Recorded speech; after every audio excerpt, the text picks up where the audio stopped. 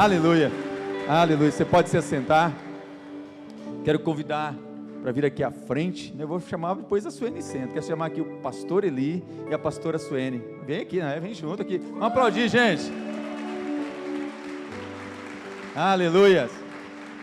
Deus é bom, né, irmãos? E às vezes exageram dar esse presente deles estarem com a gente aqui. E eu falei para ele, ele ficou ali na porta, o pessoal chegando, eu falei, eu estou aqui porque eu estou cuidando, que eu sou ciumento.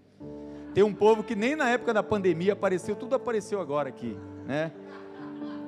Mas na verdade não é isso. Tem pessoas que são amigos mais chegados que um irmão. E pastor Eli, pastora Suene são esses amigos mais chegados do que irmão. E pode, pastor, fica tranquilo, pode. Eu pensei que ia começar o culto até mais tarde hoje. Vem aqui mais pertinho aqui, pastor. Pastor Eli, pastora Suene.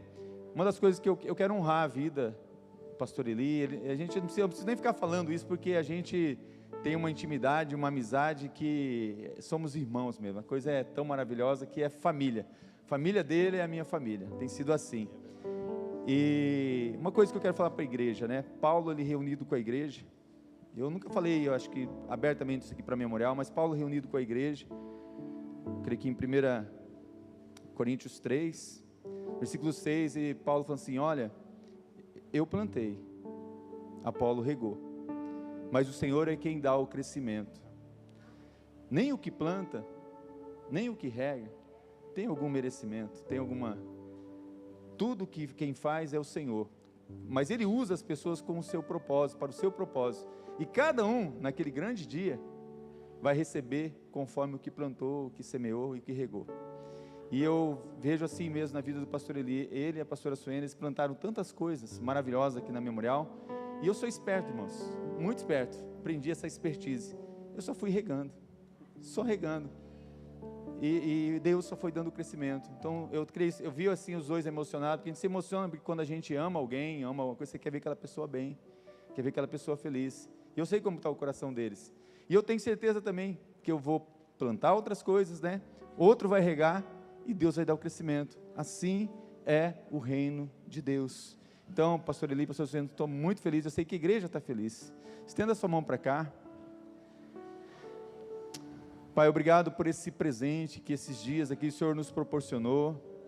Obrigado por tudo que o Senhor tem feito na vida da Suene, pai, Suene esposa, Suene filha, Suene mãe, mas Suene também pastora. Obrigado, Pai, obrigado por tudo que o Senhor tem feito na vida do pastor Eli, pela instrumentalidade dele, o Senhor tem feito a diferença ali em Vitória. Obrigado, Pai, porque o Senhor tem suprido tudo que eles precisam. Obrigado porque o Senhor é um Deus que surpreende. E eu sei, ó Pai, tudo que o pastor Eli, a pastora Suene tem sonhado, planejado e colocado diante do Senhor, o Senhor é poderoso para fazer infinitamente mais, além, acima de tudo que eles pediram ou pensaram. Mas nesta noite, ó Pai, de uma forma muito especial, queremos te agradecer pelo privilégio de termos eles aqui, e te pedir, Pai, usa-o, para que possa, de uma forma muito especial, aquilo que o Senhor já tem ministrado à sua vida, ao seu coração, regar os nossos corações. Teu Espírito Santo está aqui, já sentimos isso, e mesmo que alguém não esteja sentindo, ó Pai, pela tua promessa, o Senhor está aqui. Então, Pai, que o Senhor use ele como instrumento para ministrar da tua palavra, e que teu Espírito Santo tenha toda a liberdade no meio de nós. Essa é a minha oração, em nome de Jesus, amém e amém. Você pode aplaudir o Senhor mais uma vez? Amém.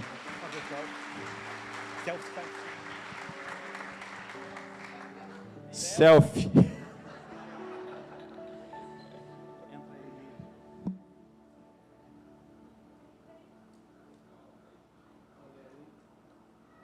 Glória a Deus, dá uma glória a Deus aí, povo do Senhor. Glória a Deus. Amém. Glórias a Deus. Depois eu beijo cada um, tá bom? Aí eu vou beijar um aqui, que é o mais velhinho de todos. Saudade. Depois eu falo pra vocês. Ô paizinho, ô paizinho. Muito, muito bom estar aqui. 4 anos e meio, povo de Deus. O tempo passa, não é? 4 anos e meio, com muitas coisas, dentro do que o Richard falou, E é incrível, Richard, porque coisas que eu plantei aqui, estou colhendo lá também.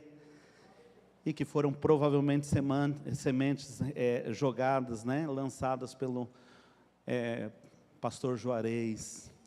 Hoje eu estou pastoreando a primeira igreja batista em Jardim Camburi, e é engraçado, né?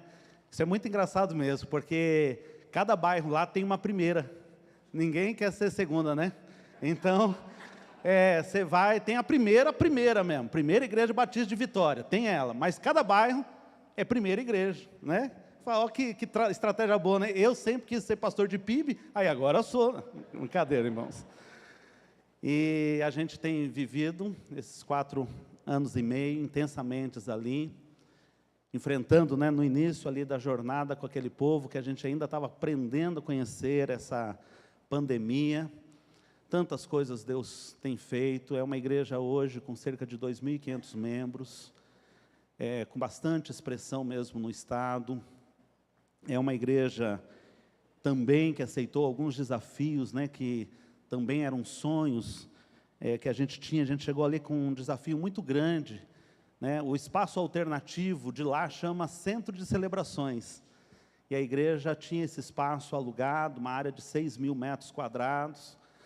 E nesse tempo de pandemia, o tempo mais improvável, mais impossível, mais difícil, Deus deu para que a igreja tivesse essa conquista. E a gente tem visto a mão do Senhor em tantas coisas, Deus fazendo. Eu queria ter um tempo de compartilhar essas grandes coisas que Deus vai fazendo de uma maneira assim extraordinária. E apesar, né, de nós, apesar de cada um, o Senhor vai aperfeiçoando a sua obra. Tempo muito desafiador, né? Uma cidade também desafiadora, um tempo desafiador, como vocês sabem, foi a pandemia. Mas, quando eu chego aqui, eu tenho uma alegria, porque Peter Wagner, um especialista em igreja, ele diz o seguinte: o seu ministério vai ser provado nos primeiros 5 anos depois da sua saída. Nosso ministério, ele é aprovado depois que a gente sai. Irmãos, na Memorial está tudo melhor. O palco está melhor, o louvor está melhor, a cor da igreja ficou melhor. Até eu já estava cansado daquele vermelho e amarelo. A logo está melhor, as cadeiras estão melhor, o culto está melhor. Irmãos, eu vou dizer uma coisa, eu pude abraçar um monte de gente, vocês estão melhores. Que coisa linda. O único que não emagreceu e tomou jeito fui eu.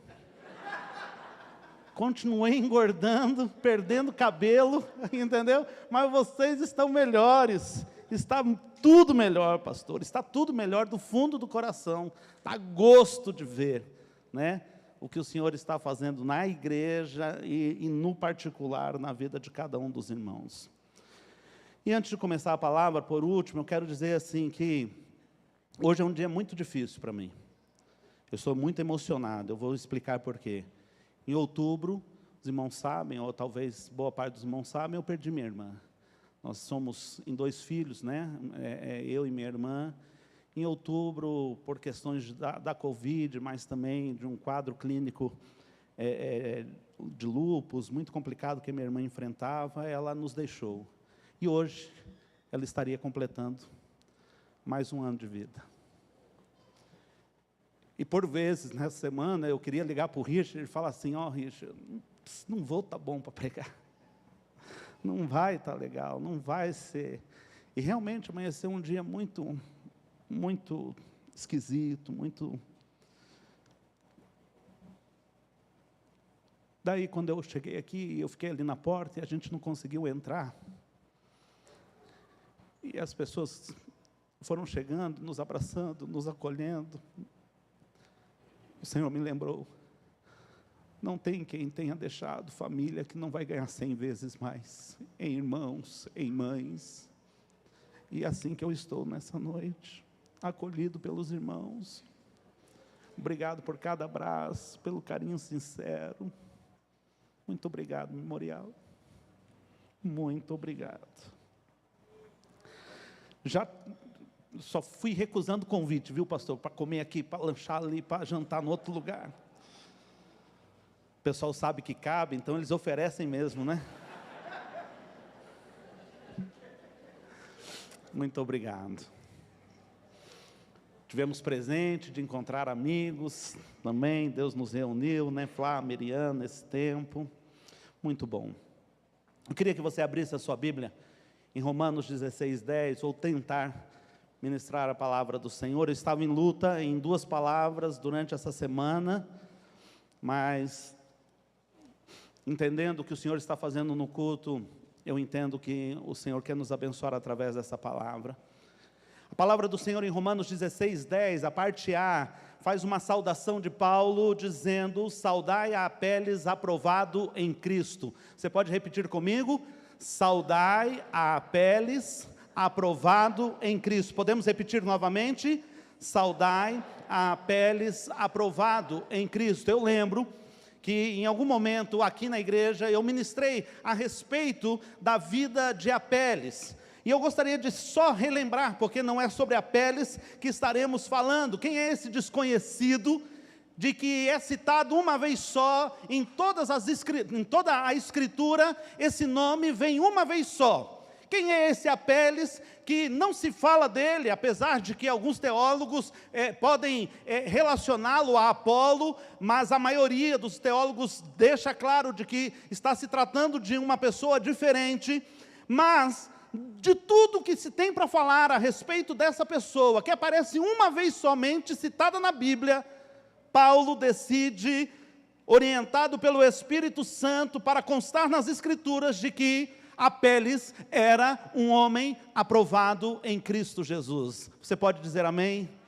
E eu queria convidá-lo a fechar os seus olhos. Pai, em nome de Jesus, eu quero te agradecer por essa noite, por tudo que nós vivemos. Obrigado por esta igreja. Obrigado, Senhor, pela oportunidade que o pastor nos dá, ó Pai amado, de ministrar a Tua palavra. Obrigado, Senhor, por termos sido inundados pela Tua presença, pelo poder do Teu Espírito, mas também pelos laços íntimos que há em Cristo Jesus. Muito obrigado. Vontade que dá, Senhor, é citar nome por nome, da importância de que essas pessoas têm na nossa vida, na nossa história. Eu quero apenas te agradecer, mas eu te peço, Senhor, nessa noite, pela Tua graça, pela Tua misericórdia, que o Senhor nos visite também através da Tua palavra, e a obra que o Senhor propôs trazer nessa noite, faça, Senhor, e fale ao nosso coração. No nome santo do Senhor Jesus é que nós oramos, amém, amém.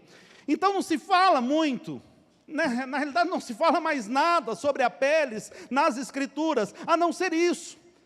As empresas, elas têm, né, um padrão de qualidade, alguns selos que dão um atestado de qualidade, os programas de ISO, né, antes era ISO 9000, hoje já estamos em ISO 15000, né, alguns procedimentos, alguns padrões, que aquela empresa, ela recebe um selo, uma qualificação por algumas dos seus padrões, por alguns dos seus procedimentos, da sua maneira de funcionamento. E é muito legal a gente ter um selo que dá algum tipo de garantia. Quando a gente vai comprar um eletrodoméstico, talvez antes nem era um costume tão que a gente tinha, mas hoje a gente vai ver, classificação A, B, C, né, o consumo de energia, o carro que a gente compra. Qual que é uma das primeiras perguntas que a gente faz quando vai comprar um carro? Qual o consumo, né? Quanto que faz, né? Se você não faz essa pergunta, parabéns, né? Mas qualquer um vai perguntar, consome muito esse carro? E esses selos de qualidade, de garantia, de certificação, eles nos ajudam a confiar mais num produto. Por quê? Porque nós entendemos de que em algum momento alguém se deparou sobre aquele produto ou sobre aquela empresa para certificar se realmente conferia com o todo, conferia com a proposta de economia, de qualidade e tudo mais. Agora, talvez chegue alguém aleatoriamente e diga para você a respeito de um produto ou de uma pessoa, fala, eu penso isso, ou eu penso aquilo, sobre fulano ou sobre tal produto. E a gente diz, nem dá bola para a opinião.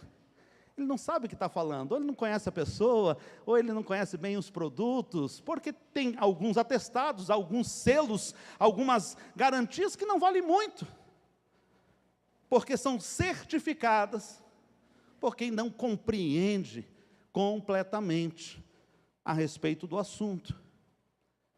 Quando eu olho para esse texto, mesmo que eu já tenha me debruçado sobre a Apéles e sobre algumas das características possíveis que este homem poderia ter para receber este selo de aprovação, o Espírito desta vez me levou a pensar em quem o certificou.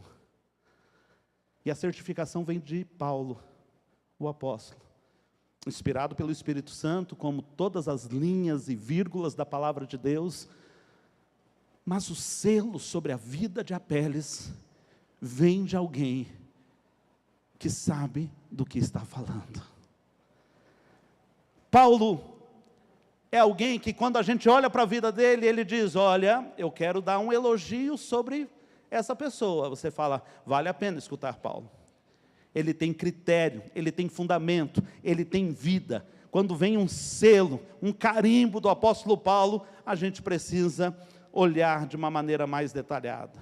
E eu gostaria, queridos, de olhar com vocês um pouquinho para quem certificou a vida de Apéles. O apóstolo Paulo, inspirado pelo Espírito Santo, ele me ensina algumas coisas a respeito de ser aprovado em Cristo Jesus. Você pode repetir comigo? Aprovado em Cristo Jesus. Primeiro, Paulo me ensina sobre o custo da aprovação. 1 Coríntios capítulo 9, versículo 27, nós vamos ficar muito entre 1 e 2 Coríntios, os textos principais. 1 Coríntios 9, 27, até aqui Coríntios perde. Coríntios 9, versículo 27, está feio. Esmurro o meu corpo e o reduzo à escravidão, para que, tendo pregado a outros, não venha eu mesmo a ser desqualificado.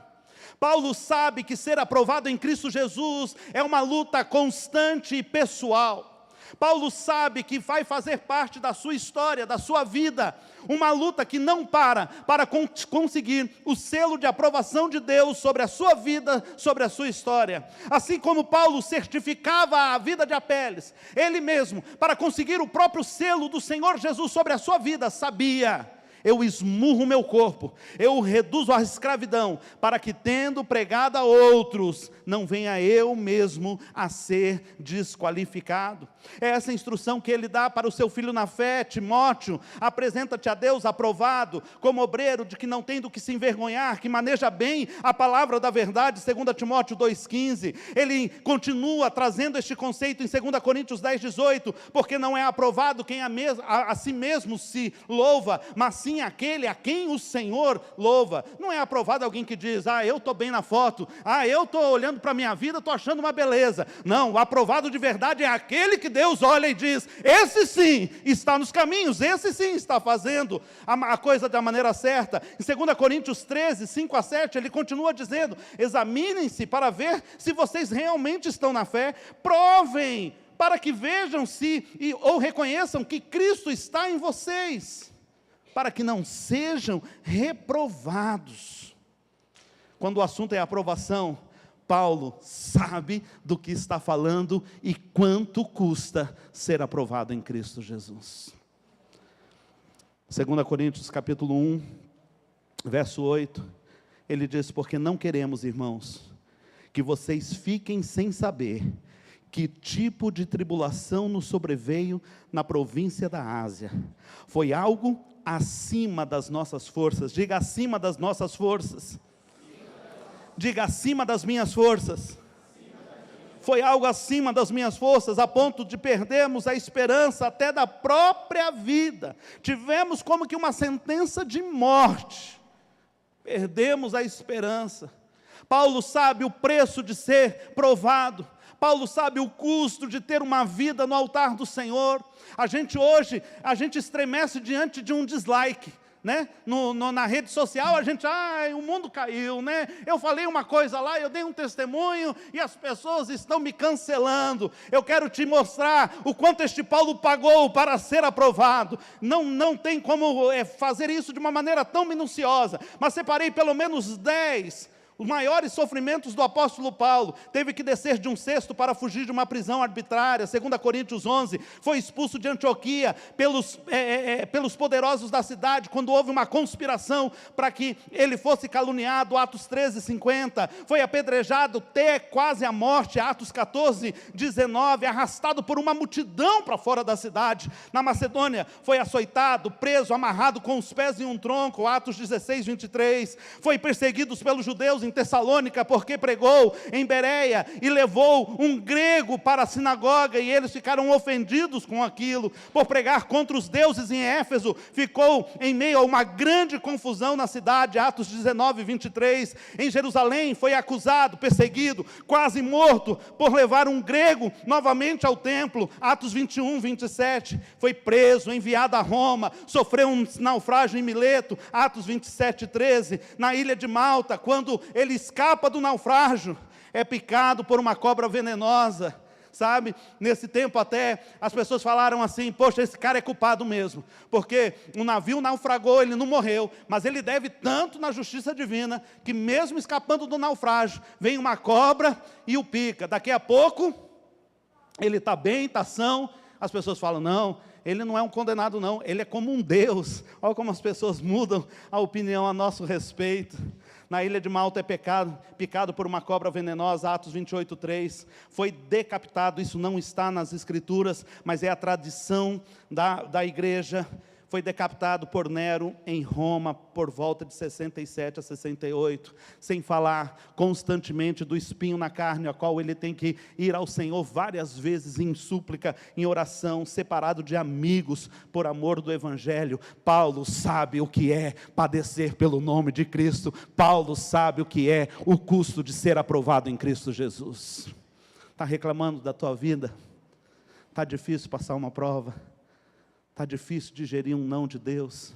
Está difícil de lidar com uma decepção que você sofreu, talvez na sua liderança, na sua igreja, de algum irmão? Está difícil? Busque o selo de aprovação. Busque o selo de aprovação em Cristo Jesus. Sabe? Não é apenas o custo, mas Paulo também me ensina na sua vida as áreas em que eu vou ser provado. As áreas em que eu vou ser aprovado. Eu preciso passar por provações. 2 Coríntios 7, 5, se você puder ler. Porque quando chegamos à Macedônia, não tivemos nenhum alívio. Preste atenção. Pelo contrário, em tudo fomos atribulados, lutas por fora, temores por dentro. Diga comigo, lutas por fora, temores por dentro. Você pode repetir? Lutas por fora, temores por dentro. Essas são as áreas que você vai ser provado. Essas são as áreas que você vai ter luta na sua vida. A primeira parte são as lutas por fora. Você quer saber quais foram as lutas que Paulo teve que enfrentar? Você quer saber quais são as áreas da vida, daquilo que era externo a Paulo? Abra sua Bíblia em 2 Coríntios, capítulo 11, nós vamos ler do verso 23 ao 28. A palavra do Senhor, Paulo dá o relato, ele pergunta, eles são ministros de Cristo, falando dos outros apóstolos? Falo como fora de mim. Paulo está aqui num dilema, e aqui eu queria parar, queridos, para fazer um comentário antes da gente terminar de ler o texto. Paulo aqui está defendendo o seu apostolado. Sabe, Richard, nós somos homens que vamos passar a vida inteira tendo que nos provar. Paulo já tinha feito o que tinha feito. Paulo já tinha andado o que tinha andado. Paulo já tinha realizado o que já havia realizado. Mas ainda precisava chegar diante da igreja e dizer, irmãos, dá uma olhada bem. Confia. Sabe por quê? Porque quando você vai entrar no avião,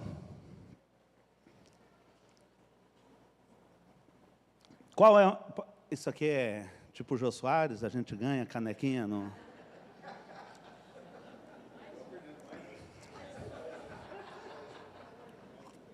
Dançou, meu amigo. Beijo do gordo.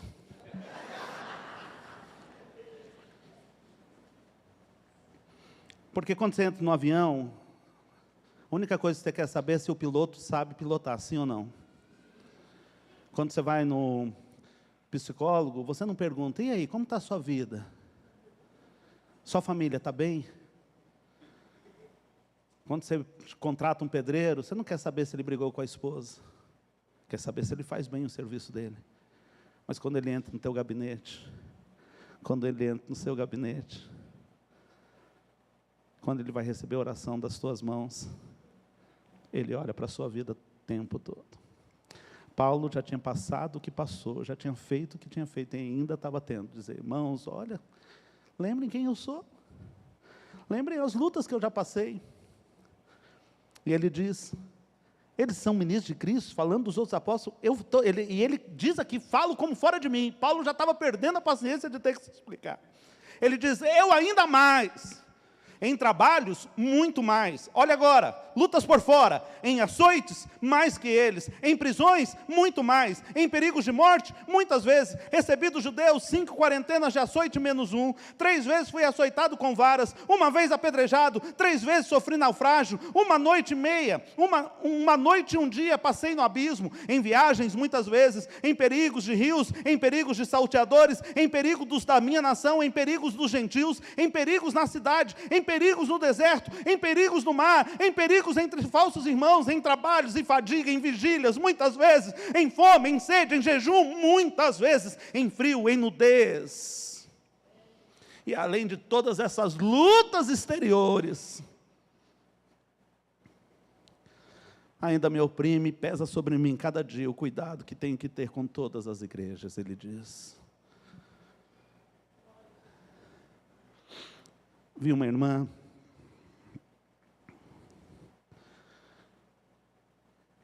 sogra de um pastor amigo meu, e ela estava lutando contra um câncer. E na época os tratamentos, além de serem agressivos como são hoje, haviam poucos paliativos que poderiam ser ofertados para aliviar a dor. E aquela nossa irmã, ela urrava de dor. E um dia eu fui visitá-la. E quando eu fui visitar, eu falei, irmã, qual é a oração que a irmã quer que eu faça? Qual é o seu pedido de oração?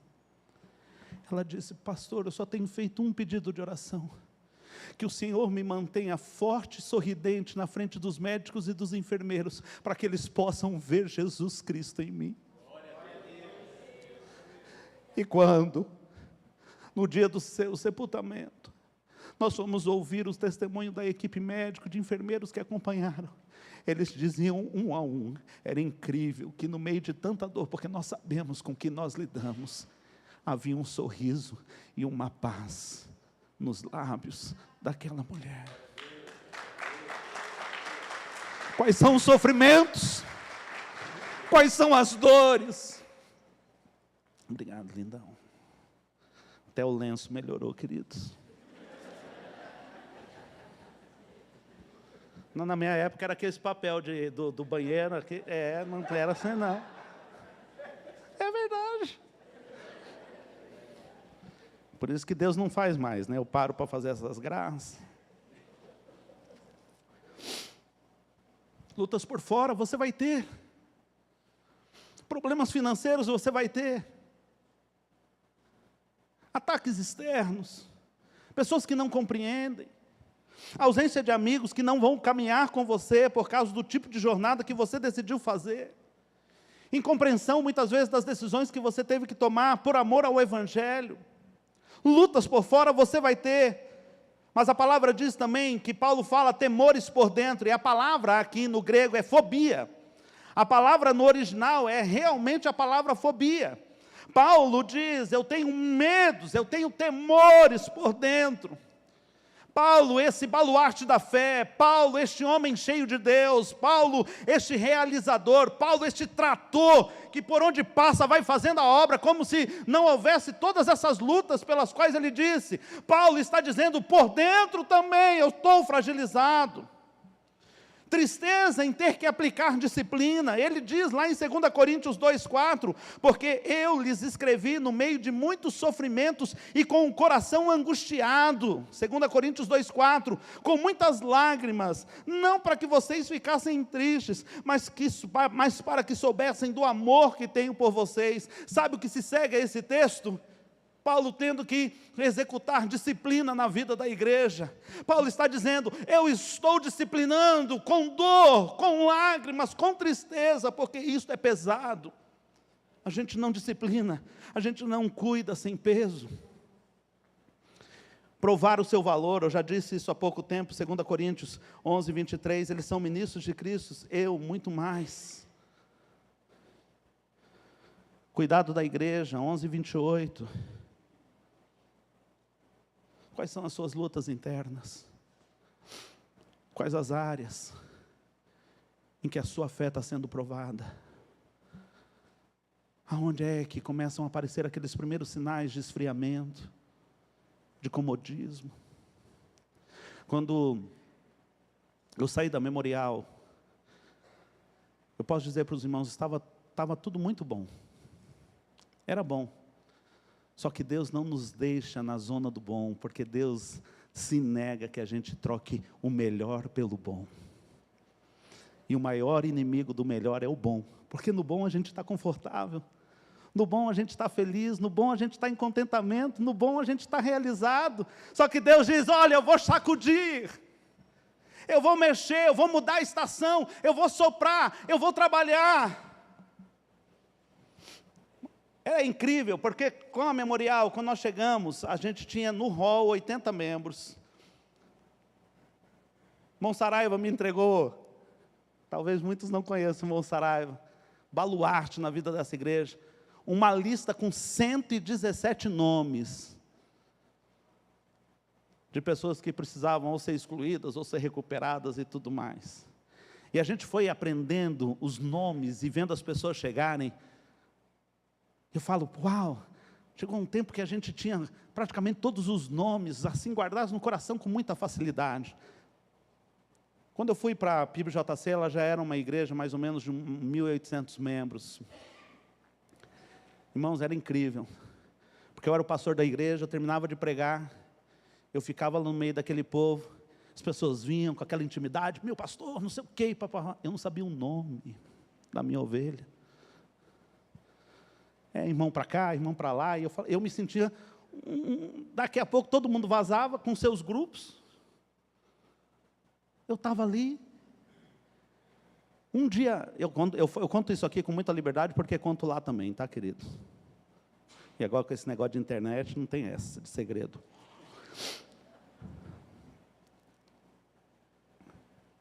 Na segunda-feira, eu cheguei num sábado à noite lá. Na segunda-feira, eu acordei, querendo fazer uma proposta para Sul, põe tudo no carro e vamos voltar. O que a gente veio fazer aqui? Que medo. Daí que eu mais ou menos entendi o quanto você não é bom da cabeça, Flá. Daí, irmãos, num desespero. Imagina uma cidade que você não sabe uma rua, um lugar. Queria comprar uma agulha, não sabia. Daí a gente precisava fazer compra para casa. Olha como Deus é bom. Eu vi lá, atacadão. Ó. Peguei o endereço da minha casa, onde eu estava morando, para o atacadão, 12 quilômetros. Falei, mas é no atacadão que eu vou. Atacadão eu conheço. Cheguei no atacadão, quando eu vi, irmãos, o atacadão organizado do mesmo jeito que aqui em Campo Grande. Aqui a bebida, depois os descartáveis, depois os produtos de limpeza, não é assim? Hã? Quando eu cheguei, eu falei, uau, daí o Espírito deu aquela aliviada. Fica tranquilo, filho, vai ficar bem. Mas é sair do conforto, são coisas mínimas, tem coisas muito maiores. Quando você quer chorar, e cadê aquele seu amigo, cadê o Richard, cadê o Christian? Cadê as pessoas que a gente já sabia o jeitão? Mas Deus precisava chacoalhar, para que a gente pudesse avançar, para que a Memorial pudesse avançar, para que eu pudesse avançar, para que as coisas tomassem um outro rumo. Porque quando nós estamos no bom, no conforto, Deus vai nos sacudir. E eu fiquei muito feliz de receber a notícia que a igreja já sacudiu, já está pensando em ampliar, em fazer coisas novas, em ir para novos lugares, porque nós não podemos nos contentar com o bom. Deus tem o melhor. Amém? Eu vim essa semana, entre outras coisas que a gente tem para fazer, eu vim assinar a escritura da chácara, né? O que é da igreja, o que é do condomínio. Depois de tanto tempo, essa coisa resolvida. Semeamos aqui. Na época, agora eu já posso contar como testemunho, na época, para a gente não perder o negócio, eu tinha que vender 15 terrenos, para que a gente pudesse garantir a compra. Eu tinha 6 terrenos vendidos, acho que na época era o Carlos Constantino, o Wilton Bonfim, o Richard, que sempre entra nas roubadas comigo, o Hortolano, eram 6. Irmãos, eu tinha uma Scenic e um Honda Fit. Eu comprei 9 terrenos, para a gente não perder o negócio. E aí está lá, hoje, a chácara, a igreja e tal. Sabe onde que eu fui colher? Lá em Vitória. Lá em Vitória. Tem uma chácara lá, uma estância que chama Estância Gileade. Essa estância é um retiro totalmente preparado para 600 pessoas, 2 piscinas, quadra de esporte, todos os quartos com ar-condicionado, é uma maravilha. Os donos olharam para a gente e disseram assim, a gente quer que vocês deem continuidade naquilo que a gente começou há 20 anos atrás. Mas a gente não pode pagar não, vocês não vão pagar não. Vocês vão fazer o seguinte, alugam aí, com todo o rendimento, que é na BR-101, colada com a BR-101, porque quando Deus tira a gente da zona do conforto, é para que a gente possa experimentando o melhor de Deus, do jeito de Deus, mas haverá temores por dentro, acontecerá frustração no seu caminho, não vai amadurecer sem dor, não vai crescer sem enfrentar dor, sem enfrentar medo, não vai. Mas quando nós superamos, o Senhor nos coloca num novo posto, coloca a gente num novo momento da nossa vida. Paulo foi provado em sua fé, em seu físico, nas lutas, tribulações, em necessidades, em tentações, em perigos, entre malfeitores, ele foi provado em todas as áreas. Mas Paulo aqui também agora, e por fim, ele ensina sobre quais são os critérios da aprovação. O custo, as áreas que nós seremos provados e como nós devemos passar pela aprovação a fim de sermos aprovados. 1 Tessalonicenses 2, 3 e 4. Paulo diz, pois a nossa exortação não procede de erro ou de intenções impuras, não se baseia no engano, pelo contrário, visto que fomos aprovados por Deus, a ponto de Ele nos confiar o Evangelho, repita, confiar o Evangelho. Assim falamos, não para agradar pessoas, diga, não para agradar pessoas, e sim para agradar a Deus, que prova o nosso coração. Paulo aqui me ensina 2 princípios que devem estar na sua jornada, se você deseja ser aprovado em Cristo Jesus. Ele já te disse que o preço vai ser alto, a salvação é de graça, mas o discipulado custa tudo na sua vida. Ele te falou das áreas que você vai ser provado, lutas por fora, né, tremores por dentro. E agora, Ele está te dizendo como você deve passar, qual que deve ser o seu espírito, como que você deve proceder, enquanto está sendo provado para ser aprovado. Primeiro, seja dependente do céu. Seja dependente do céu. Tem que ter uma ligação íntima, permanente com o Senhor. Sabe, vale a pena o tempo que você dedica, a primeira hora do dia, para buscar a face do Senhor, para saber que as outras 23 horas você vai precisar daquilo que recebeu da sua presença. Você precisa depender com foco na palavra, o que a palavra diz, não o que as pessoas estão dizendo, não o que as pessoas estão pensando, qual é a tendência, para que lado que o mundo está indo, não, qual é a palavra do Senhor para esse assunto. Essas pessoas são movidas pela graça do Senhor. Pessoas que são movidas pela graça, dependem totalmente do céu. Eu sempre falo isso, como um bom crente batista, sempre aprendi a orar, Senhor, tem misericórdia, Senhor, tem misericórdia. Sabe por que o batista ora muito por misericórdia? Porque nós aprendemos que a salvação é pela graça e não pelas obras. Então a gente sabe, quando a gente se converte, a gente sabe que não é porque a gente merece, e a gente carrega isso o tempo todo. Então o tempo todo a gente está dizendo, misericórdia, Senhor, eu sei que eu não mereço, Senhor, oh Deus, mas tem misericórdia de mim. Mas Deus está nos ensinando nesse tempo a nos mover na graça. Você já tem a misericórdia do Senhor. Hoje pela manhã ela foi renovada, o seu alvará de vida foi renovado, mais um dia de funcionamento, glória a Deus. As misericórdias do Senhor se renovaram nessa manhã sobre a sua vida. A Bíblia diz que as misericórdias do Senhor são a causa de nós não sermos consumidos. Ele já tem misericórdia sobre a sua vida, mas você pode se mover na graça, na dependência, dizendo, sim Senhor, eu sei que eu não mereço, mas eu confio na tua graça, no teu amor que não é pelos meus merecimentos. Sabe por que você pode chegar ao trono de graça do Senhor? Sabe por que você pode ser ousado diante de Deus? Sabe por que você pode abusar um pouquinho mais dessa graça infinita do Senhor? Porque Deus não despede ninguém vazio, exceto aqueles que já chegam diante dele cheios de si mesmos. Moody diz, Deus não irá despedir ninguém vazio, exceto aqueles que se achegam a Ele, cheios de si mesmos. É só chegar vazio, que Ele vai fazer superabundar sobre a sua vida. Chega vazio diante do Senhor. Eu já sei, Senhor, eu não mereço. Eu já sei que eu conto com a tua misericórdia todos os dias, mas eu te peço graça sobre graça, abundante graça sobre a minha vida. Dependa do céu, dependa do Senhor. Mas não é apenas dependência, é também diferença no mundo. Não é o que pensam sobre você, é o que Deus pensa sobre você. Não é o que estão falando por aí, é o que Deus está dizendo. Precisa ter alinhamento de atitude, de escolha. Precisa ter fundamento da sua escolha na palavra do Senhor, não desviar dela nem para a direita nem para a esquerda, ir fundo cada dia mais. Nós estamos num mundo cada dia mais fluido, uma conversa mole, nada é do jeito que é para ser, as realidades são negadas, queridos, não existe coisa mais concreta do que gênero. Ou você nasce com pipiu, ou você nasce com xixi, não é assim que a gente fala das menininhas? Tem coisa mais concreta do que isso? Mas nem isso serve. E o mundo fala uma coisa, o outro fala outra coisa, são várias tendências, e são vários conceitos, e é muita conversa. A palavra do Senhor não muda.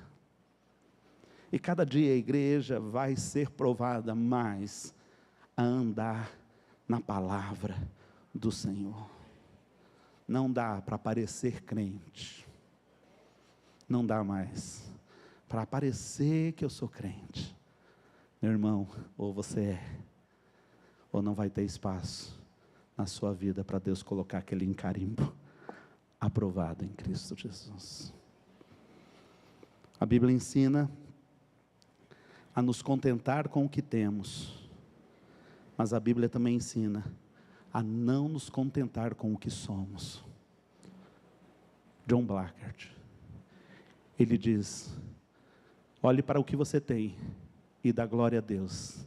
Seja contente pelo que o Senhor te deu, mas olhe para a sua vida e diga: tem espaço para eu crescer, tem espaço para eu me tornar mais parecido com Cristo.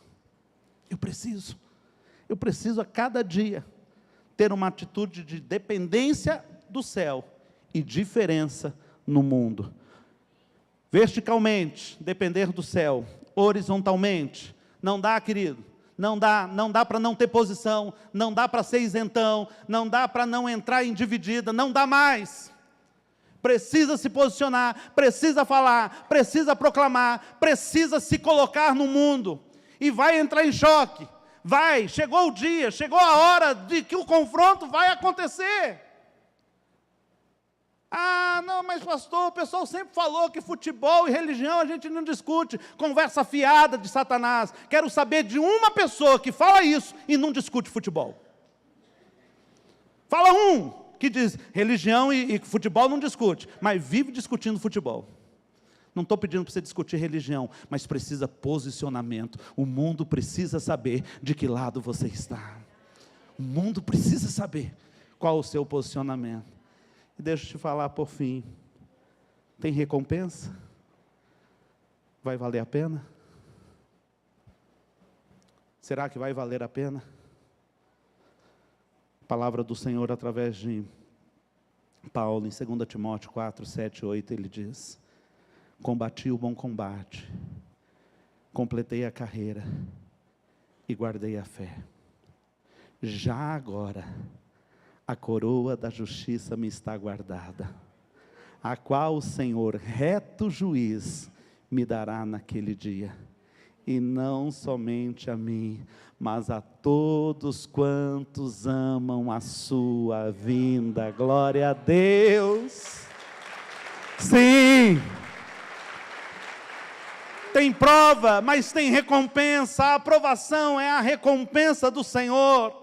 Não é só Paulo que compartilha essa ideia. Tiago 1,12, ele diz: depois de ter sido aprovado, receberá a coroa da vida, a qual o Senhor prometeu aos que o amam. Eu gosto muito quando o Brooke Wilson nos fala sobre o Jesus da última página. Você precisa ter isso em mente, o Jesus da última página. Quando você estiver no meio das suas lutas, quando você estiver no meio dos seus dilemas, quando você estiver envergonhado pela pisada de bola que você deu, mas que precisa levantar e continuar, quando você se sentir sem força, quando você se sentir abatido, quando você olhar para o espelho e falar assim: eu não sou digno do Senhor, eu quero que você troque a visão da vergonha, da tristeza, da luta, pela visão do Senhor Jesus da última página. Olha só o que diz a última página da Bíblia: eis que venho sem demora, e comigo está o galardão, e comigo está o selo, e comigo está a aprovação que tenho para retribuir a cada um segundo as suas obras. A mesma promessa no final do Velho Testamento. A última página do Velho Testamento é igual à última página do Novo Testamento. No último capítulo de Malaquias, capítulo 4, ele pergunta: será que vale a pena? Será que vale a pena toda esta vida? Será que vale a pena mesmo andar no caminho? Será que vale a pena mesmo pagar esse preço? Daí o profeta, inspirado pelo Espírito Santo do Senhor, diz: então vereis outra vez a diferença entre o ímpio e o justo, entre o que serve e o que não serve a Deus. Naquele dia, para vocês que temem o nome do Senhor, nascerá o sol da justiça, trazendo das suas asas a cura. No Novo Testamento ele termina com a mesma promessa: filho, eu venho sem demora. Você diz: mas está demorando. Aqui está falando na perspectiva de Cristo. Ele está dizendo: o quanto antes. Eu estou ansioso, eu sou o primeiro que quero entregar a recompensa. Eu é que tenho esse sentido de urgência e demora. Eu não venho simplesmente para estabelecer o meu reino. Eu não venho apenas para ser aclamado, para ver todos os joelhos dobrados diante de mim. O Senhor não está com esta ganância no seu coração. O Senhor tem um objetivo claro. Ele está dizendo: eu venho sem demora, porque eu quero entregar para você a recompensa. Eu venho sem demora, porque eu vi a sua vida dedicada, porque eu sei que você creu, eu sei que você andou nos meus caminhos. Eu venho sem demora, porque eu presto atenção em cada uma das suas lágrimas. O seu choro não fica despercebido na minha presença. Eu venho sem demora, porque o teu rosto está voltado para mim nos dias da aflição. Eu venho sem demora, e eu vou entregar para você a coroa da vida. São aqueles que perseveram no meio da tribulação. Eu vou entregar para você a coroa da justiça, aqueles que amam proclamar e lutam pelo Evangelho. Eu vou entregar para você a coroa da alegria, aqueles que ganham almas para Cristo Jesus. Eu vou entregar para você a coroa da glória, aqueles que edificam a igreja do Senhor. Eu vou entregar para você a sua recompensa, a coroa incorruptível, aqueles que completam a carreira da fé. Venho sem demora. É por isso que Paulo diz em Romanos 8, e assim eu concluo: porque eu tenho certo de que os sofrimentos do tempo presente não podem ser comparados com a glória que em nós há de ser revelada. Eu queria que você saísse daqui nessa noite dizendo: sim, Senhor, vale a pena, vale a pena. Vai valer. Feche seus olhos.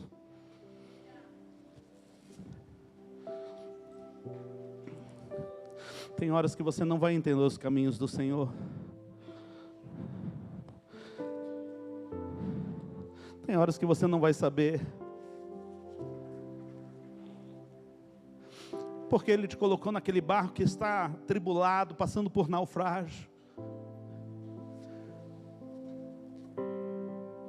Tem horas que você não vai entender porque você tem que passar aquela vergonha na universidade por amor do nome de Cristo. Podia ser mais fácil.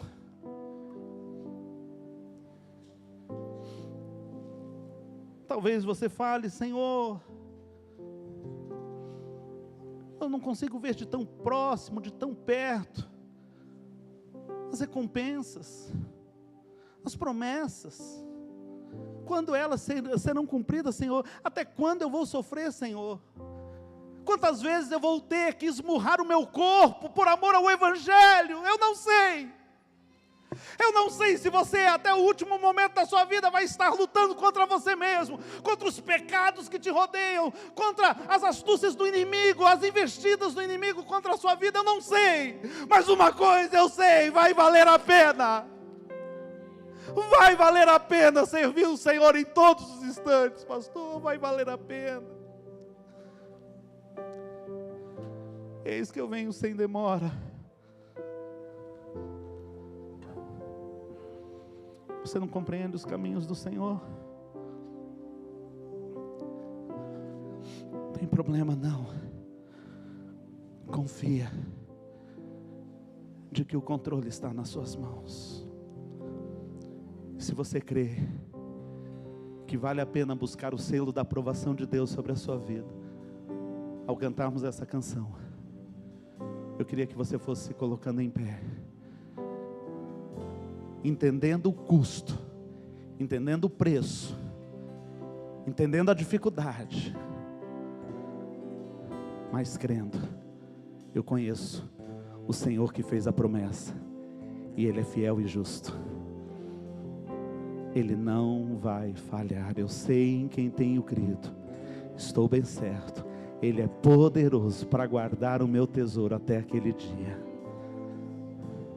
Aquele que começou em você a boa obra não vai parar pela metade. Ele vai completar a obra em você.